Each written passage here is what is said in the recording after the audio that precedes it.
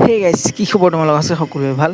দুপৰতে মোক কমেণ্ট কৰি আছে অগ্নিবীৰ ৰানিঙত আচলতে 5 মিনিট 30 ছেকেণ্ড দিয়ে নেকি? হয়, আমাক দিছিলে নেকি? আমাৰ এটা গ্ৰুপত কিমানটা ল'ৰা ৰখাইছিলে, কিমান টাইমিঙত মানে ৰখাইছিলে, বহুতে কমেণ্ট কৰি আছে। তো তাৰ ওপৰতে তোমালোকৰ যোনবোৰ বহুতে ভয় কৰি আছে যে কিছুমানৰ 6 মিনিট লাগি আছে, 6 মিনিটবোৰ 5 হ'ব নেকি, কিছুমানৰ 5:30তকৈ বেছি লাগিছে, যিহেতু 5:30 এক্সিলেণ্ট টাইম। তো সকলো কথা আজি তোমালোকক মই কৈ দিম বুলি ভাবিছোঁ এটা অডিঅ'ৰ ভিডিঅ' যোগেদি।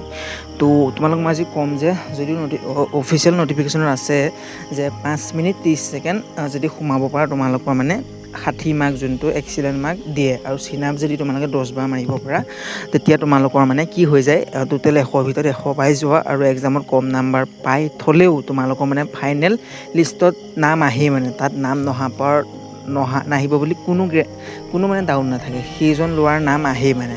তো হয় 5 মিনিট 30 ছেকেণ্ড আচলতে দিয়ে নেকি, তাৰে ওপৰত আজি আলোচনা কৰিম।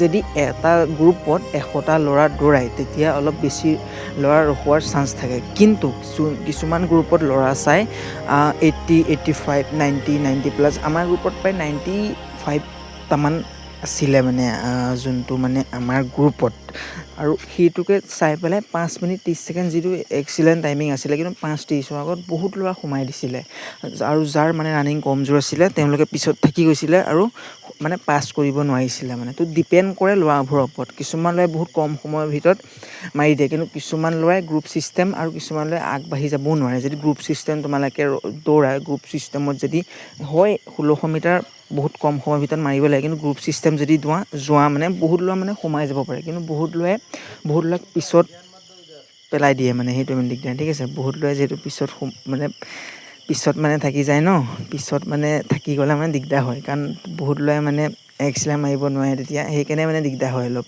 আৰু তেতিয়া তোমালোকৰ বাবে মানে দিগদাৰ হ'ব, কাৰণ বহুত ল'ৰাই মানে আগতীয়াকৈ এক্সিলেণ্ট মাৰি থৈ দিয়ে, আৰু আগতীয়াকৈ মানে এক্সিলেণ্ট মাৰি থৈ দিয়াৰ ফলত অলপমান মানে দিগদাৰ হয় মানে পাছ হ'বৰ কাৰণে। সেইকাৰণে তোমালোকক মই এইটোৱে ক'ম, তোমালোকে মানে বেছ কষ্ট কৰা এবাৰ প্লিজ।